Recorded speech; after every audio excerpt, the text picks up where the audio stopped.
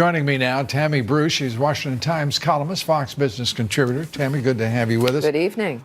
This is a remarkable event that's taking place not only in France, but also in Greece, in Italy, and much of the European Union. The divide between the elitists, the middle class, between the socialists, and those who are looking to their government for real action has never been wider. You know, I think to some degree it's due to the general chaos that's kind of boiling under the surface for many years because of the EU. You've got countries that had the same currency but not the same rules involving the currency, socialism in general, this mass immigration that Merkel started, that chaos, which does not allow for any wiggle room for any kind of a problem. You're like sitting on an edge. What Donald Trump's allowed us to do, I know the market's been volatile lately, but at least there's a space that he's created with such a strong economy to where, with whether it's China or what's going on in Europe, that we've got a little bit of wiggle room that can handle some chaos or some volatility. What you're seeing in France is, yes, starting with the middle class, but keep in mind, you've got, since ISIS was crushed, 6,000 Europeans who went to be with ISIS have returned back, including 1,800 I'm sure French. They're thrilled to have them back. 1,800 French ISIS supporters. But you have to wonder, you saw this, Lou, I'm sure. It's one thing to demonstrate against the fuel tax, but they're also defacing war monuments. And they had to close the museums because of threats against cultural landmarks. The French don't do that. This is something that has grown and I think is seen as a trigger. The French are obviously expressing a level of frustration that we haven't seen in some time. Not since certainly the 60s and 70s have we seen this sort of demonstration.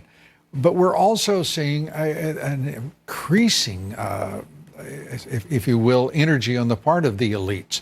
They are taking power with both hands, and where we thought the EU would stand for democracy, it now is bureaucracy and authoritarianism in effect, because their rules are their rules and the middle class has nowhere to turn. That is correct. And the president warned Macron, he's warned Merkel, he's warned Theresa May, and he was mocked, saying that the Paris Climate Accords were going to cause trouble, fuel prices were going to go up, and your people would not like it. And this was undemocratic, effectively. And they laughed at him, and the European press mocked him. And now look at what's going on. And look, you've got Merkel leaving, Theresa May with Brexit.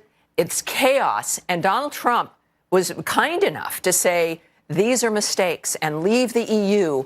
And now we're seeing what happens when you don't listen to the President of the United States. Well, we're also seeing what happened. And by the way, there are 40-some-odd former Republican congressmen who can attest to the wisdom of paying attention to what this president is saying. Good the point. American people have got to be befuddled by this. I mean, I'm befuddled by it, I'll tell you this.